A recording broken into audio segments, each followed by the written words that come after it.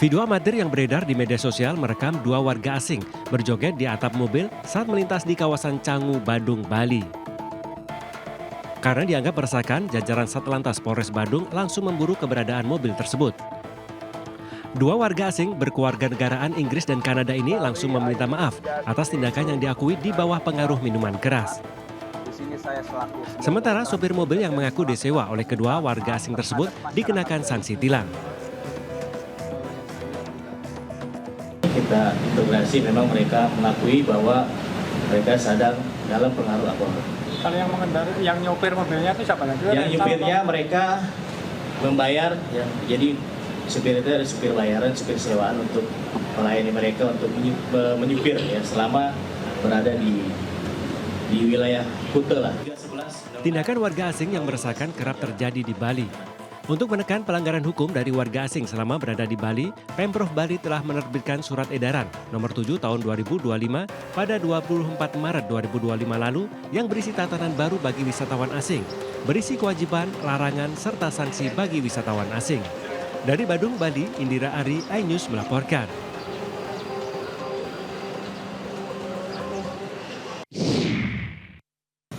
Ada terjadi maling motor yang membawa senjata lagi dikepung sama warga di... Video amatir warga merekam saat warga memergoki seorang pria diduga pelaku pencurian sepeda motor di Jalan Raya Ciampel, kawasan Padalarang, Kabupaten Bandung Barat. Posisinya Terlihat warga yang berada di atap bangunan mengepung seorang pelaku yang hendak kabur. Pelaku yang sudah dikepung massa akhirnya tak berkutik dan menjadi sasaran amuk massa. Bahkan saat hendak diamankan aparat ke mobil, massa yang emosi terus mengejar pelaku. Menurut saksi, pelaku tiba-tiba masuk dalam rumah, mengaku akan dikeroyok dan sembunyi di kamar. Kemudian saksi mengunci rumah dari luar untuk minta tolong ke warga. Tak lama warga datang, namun pelaku justru mengeluarkan senjata hingga warga ketakutan. Pelaku kabur ke jalan buntu dan naik ke atas loteng hingga akhirnya ditangkap dan diserahkan ke Polsek Padalarang. Menurut warga, pelaku curanmor ini ada 2 orang dan 1 pelaku kabur membawa motor hasil curian. Bang, kalau mau lari jangan ke situ atau ke sini, biar ke dalam, tahu kan sudah dikepung supaya dapat itu. Kan dia ditaluturkan. Oh, itu tuh pistol dipegang itu ya? Ya dia belat naik ke loteng rumah si Deden, kan ada tangga di luar. Oh, naik ngumpet di atas. Ngumpet di situ lama. Saat ini kasusnya dalam penyelidikan Satreskrim Polres Cimahi dan polisi kini masih memburu pelaku yang kabur membawa sepeda motor korban. Dari Kabupaten Bandung Barat, Yuwono Wahyu, iNews melaporkan.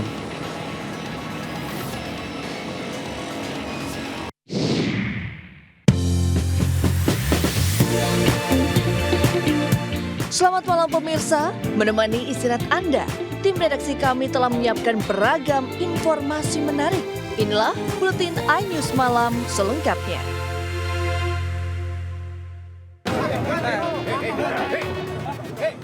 jangan pakai kekerasan.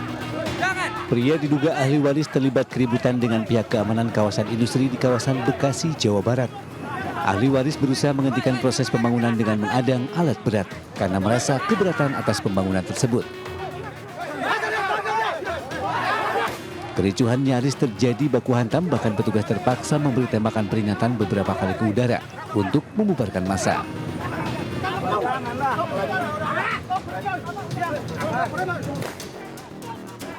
Petugas kepolisian terpaksa mengamankan pria tersebut untuk menghindari hal yang tidak diinginkan. Menurut keterangan Kapolres Metro Bekasi Kombes Pol Mustafa, kedua belah pihak saat ini saling lapor terkait penyerobotan lahan dan perbuatan tidak menyenangkan. Kita amankan 1 orang, kita bawa ke Polres. Kebetulan pada saat di situ ada anggota saya yang melewat, makanya diamankan ke Polres. Bukan unjuk rasa sebenarnya. Bukan, cuma menghalang-halangi aja. Saat ini petugas kepolisian mengamankan seorang pria yang mengaku sebagai ahli waris untuk dimintai keterangan. Dan kini kasusnya masih dalam proses penyelidikan Polres Metro Bekasi. Dari Kabupaten Bekasi, Jawa Barat, Ahmad Jauhari Lutfi, iNews melaporkan.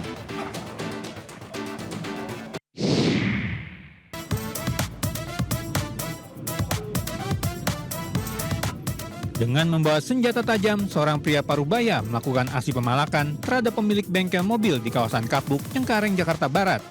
Pelaku berinisial YS berusia 58 tahun mengancam pemilik bengkel dan memaksanya untuk menyerahkan uang keamanan. Sebelumnya pelaku sempat mendatangi bengkel dan meminta uang sebesar Rp100.000, namun ditolak pemilik bengkel. Hingga akhirnya YS pergi dan kembali lagi dengan membawa senjata tajam. Korban kemudian melaporkan kasus ini dan unit reskrim Polsek Cengkareng langsung bergerak cepat hingga berhasil menangkap pelaku tak jauh dari lokasi pemalakan. Dari tangan pelaku, polisi mengamankan barang bukti senjata tajam yang digunakan pelaku untuk mengancam para korbannya. Akibat ulahnya ini, pelaku dijerat pasal pemerasan dengan ancaman kekerasan dan undang-undang darurat dengan ancaman hukuman 10 tahun penjara. Akhir di mana?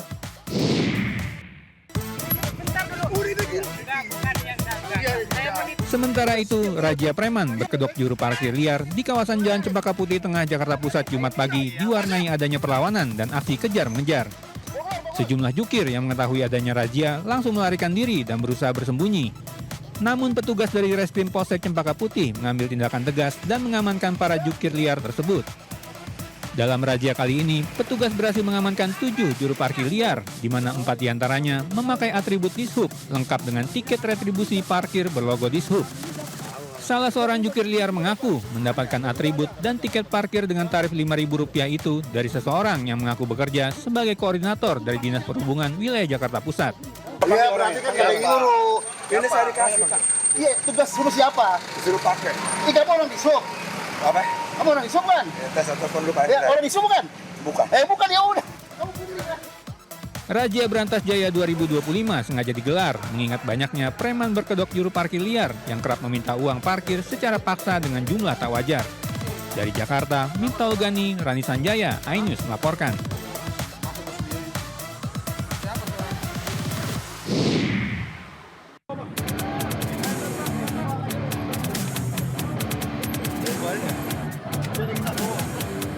Tim Operasi Berantas Jaya Polres Metro Depok mengamankan 7 orang debt collector.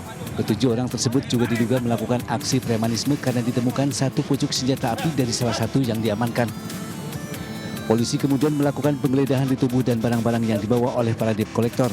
Selain sepucuk senjata, polisi menemukan 1 butir peluru karet dan 4 peluru tajam. Kasat Reskrim Polres Metro Depok AKBP Bambang Prakoso mengatakan pihaknya masih memeriksa para debt collector terkait senjata api dan akan melakukan uji balistik. Satu karet dalam rangka Operasi Berantas Jaya 2025, Polres Metro Depok melaksanakan razia atas tindakan premanisme di wilayah Depok. Polres Metro Depok berkomitmen akan mengamankan wilayahnya dan memberantas preman sejalan dengan program Zero Premanisme yang digadang-gadang Gubernur Deddy Mulyadi. Dari Depok, Jawa Barat, Yung Rizky, iNews melaporkan.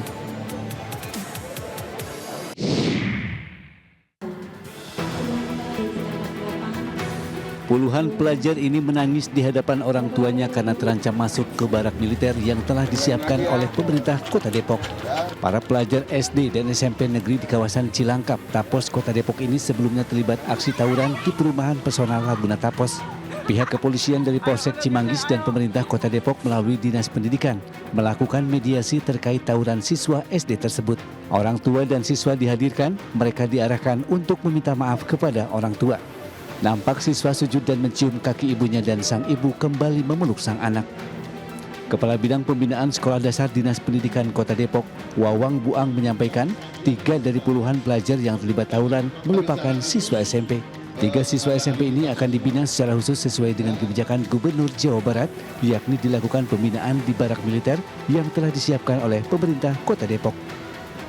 Nah, untuk anak-anak SMP yang terlibat ini, ya kemarin juga kita sudah sampaikan bahkan di tanggal 2 Mei waktu Hari Pendidikan kita sudah MOU tuh dengan Kodim, dengan Kemenak, dengan Kadisdik Provinsi gitu ya, sama Dinas Pendidikan Kota Depok untuk ada pembinaan khusus terhadap anak-anak yang tidak disiplin ya.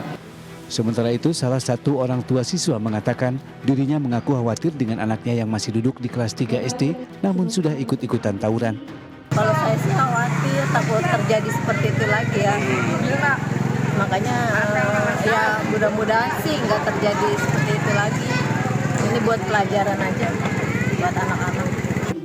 Nantinya pihak kepolisian setempat akan melakukan penyuluhan ke sekolah dasar serta meningkatkan patroli mencegah kejadian serupa. Dari Depok, Jawa Barat, Yung Rizky, iNews melaporkan.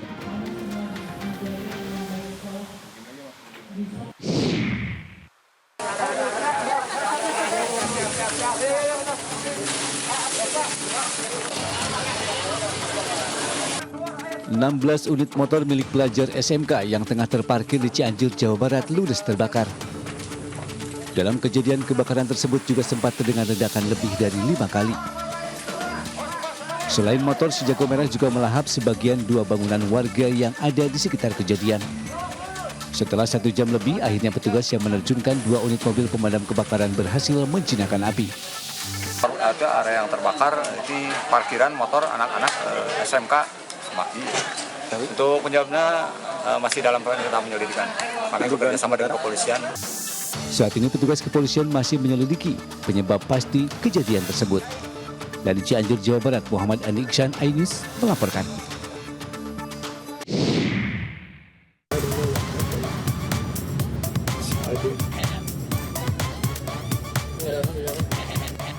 Sebuah mobil minibus terbakar di pintu keluar tol Pantai Indah Kapuk, tepatnya di Jalan Perumahan Long Beach, Kapuk Muara, Penjaringan, Jakarta Utara, Rabu siang. Diduga mobil terbakar akibat korsleting kelistrikan di bagian mesin. Api berhasil dipadamkan setelah 1 unit mobil pemadam kebakaran Jakarta Utara tiba di lokasi tak lama setelah kejadian.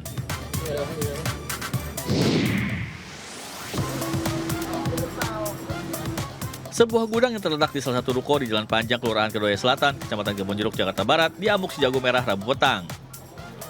Mendapat laporan warga, petugas pemadam kebakaran Jakarta Barat langsung segera menuju lokasi kejadian untuk melakukan operasi pemadaman. Tercatat 13 unit dan 65 personel pemadam berjibaku melokalisir kobaran api agar tidak terjadi perlambatan kebangunan di sekitarnya.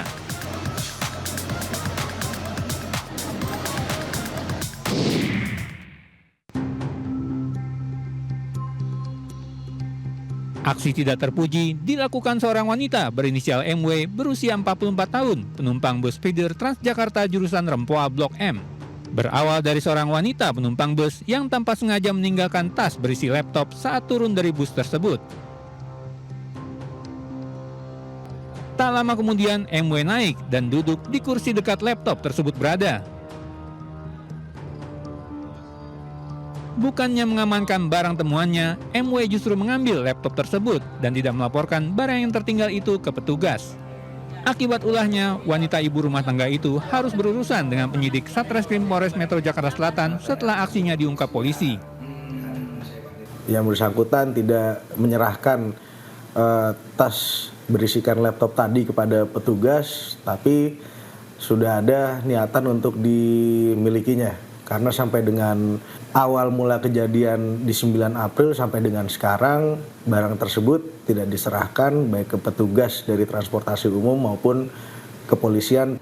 Atas perbuatannya, pelaku dijerat pasal tentang pencurian dengan pemberatan dengan ancaman hukuman 5 tahun kurungan penjara. Peristiwa ini menjadi peringatan bagi kita semua untuk selalu berhati-hati atas barang bawaan saat berada di angkutan umum. Dari Jakarta, Den Helmi Sanjambati, iNews melaporkan.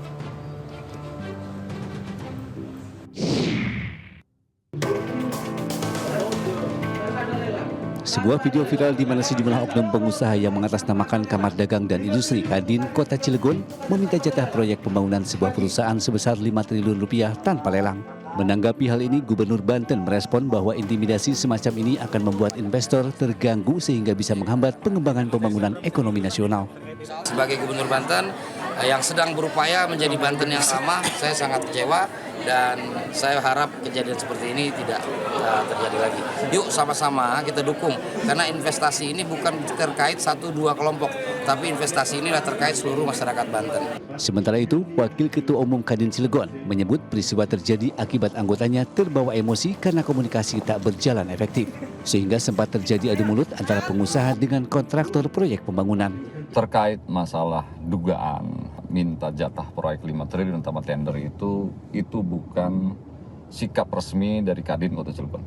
Itu salah satu anggota dan pengurus kami yang memang mengucapkan itu, tapi itu tidak mewakili daripada organisasi. Itu hanya bentuk kekesalan, kekecewaan salah satu pengurus. Wakil Ketua Kadin Kota Cilegon mengaku mendukung penuh arahan Wakil Menteri Investasi dan Hilirisasi terkait kelanjutan investasi perusahaan dan akan patuh terhadap arahan dan kebijakan dari Kadin Indonesia maupun Kadin Provinsi Banten. Dari Serang, Banten, Mahesa Apriandi, iNews melaporkan.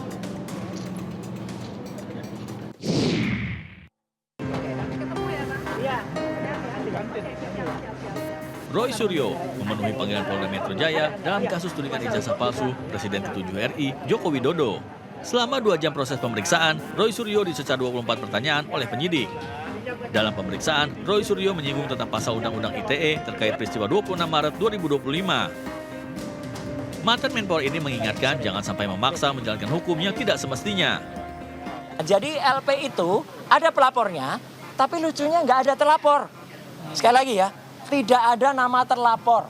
Jadi untuk para kuasa hukum yang kemarin sudah nyebut-nyebut nama, inisial dan sebagainya, hentikan tindakan-tindakan seperti itu tidak bagus. Ada juga pasal yang mau dimasukkan ke dalamnya ya, pasal yang diselundupkan. Saya nggak tahu menyelundupkan siapa, ya gitu. Itu pasal 32 dan 35 Undang-Undang ITE.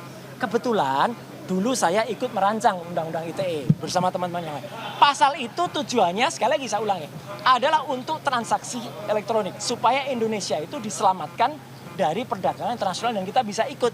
Bukan pasal untuk mempidanakan orang. Pegiat media sosial Dr. Tifa juga hadir memenuhi panggilan Polda Metro Jaya dengan didampingi sejumlah pendukungnya. Pemeriksaan Roy Suryo dan Dr. Tifa merupakan tindak lanjut dari laporan hukum yang diajukan oleh Presiden ke-7 RI Joko Widodo terkait dugaan penyebaran informasi tuduhan ijazah palsu.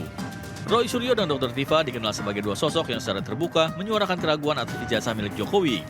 Sosok aktivis dan pegiat media sosial mulai dari Refli Harun, Marwan Batubara turut hadir mendampingi Dr. Tifa dan Roy Suryo. Tim Liputan iNews melaporkan. Orang banyak tuh sekarang gonjang-ganjing urusan ijazah bener apa enggak. Presiden kelima Republik Indonesia, Megawati Soekarno Putri, ikut berkomentar soal tudingan ijazah palsu Joko Widodo. Hal itu disampaikan Megawati dalam acara peluncuran buku di Badan Riset dan Inovasi Nasional atau BRIN. Menurut Mega, persoalan tersebut bisa diselesaikan dengan mudah, yaitu cukup menunjukkan ijazah aslinya untuk membantah tudingan itu. Nah supaya apa? Ini bener pinter atau ngerepek iki. Orang banyak tuh sekarang gonjang-ganjing urusan ijazah bener apa enggak. Lah kok susah amat ya? Kan kalau ada ijazah ya udah aja dong. Kasih aja, ini ijazah saya. Soal tudingan ijazah palsu, sebelumnya Presiden ke-7 RI, Joko Widodo, mengutus perwakilan keluarganya untuk menyerahkan ijazah yang diminta penyidik Barreskrim Polri. Perwakilan keluarga Jokowi adalah adik Ibu Iriana, Wahyudi Andrianto. Tidak hanya ijazah kelulusan Jokowi di Universitas Gadjah Mada, tapi juga ijazah SD hingga SMA. Ijazah-ijazah tersebut akan diuji laboratorium forensik. Tim Liputan iNews melaporkan.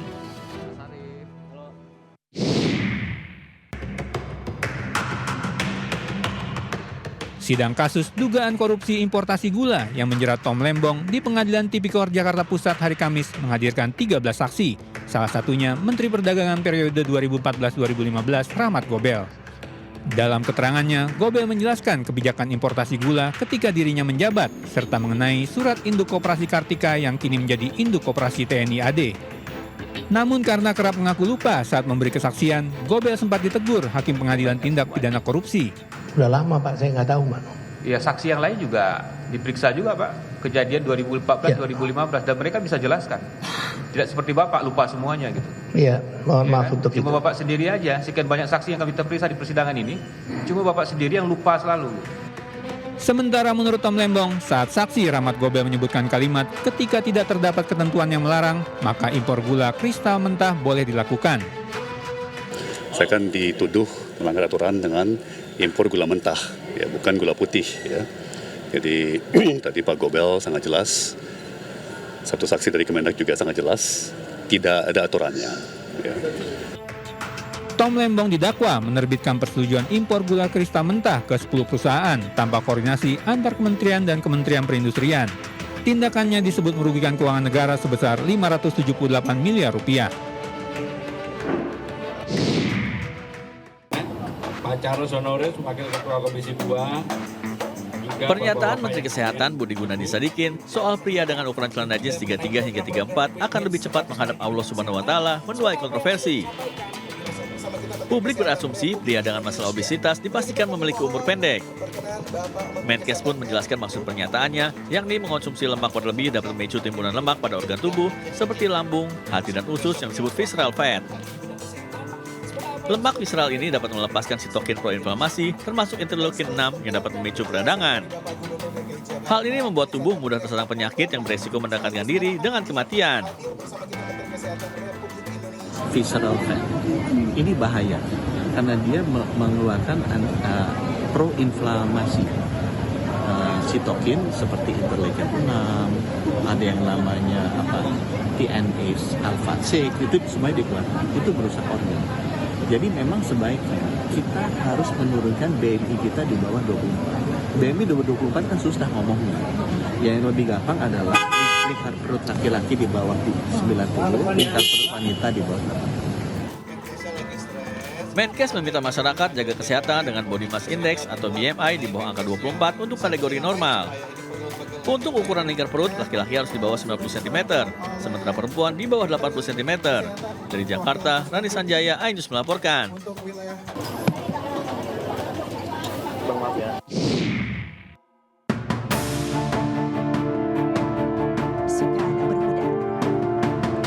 Presiden Prabowo Subianto menerima kunjungan Perdana Menteri Australia Anthony Albanese di Istana Merdeka Jakarta Kamis pagi.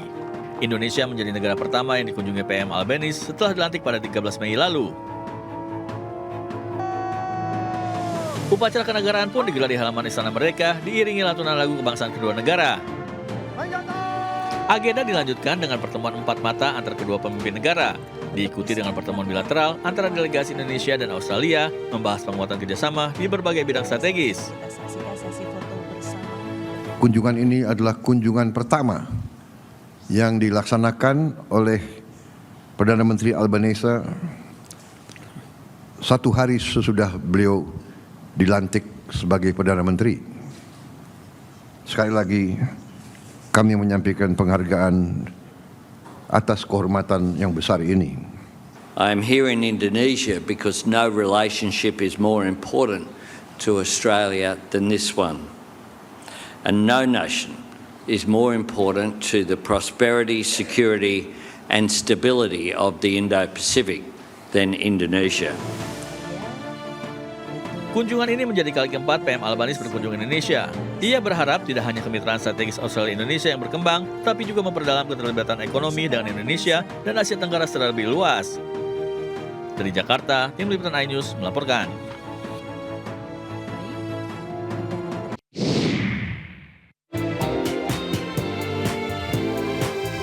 Jangan beranjak dulu pemirsa. Buletin iNews Malam kembali usai jeda berikut.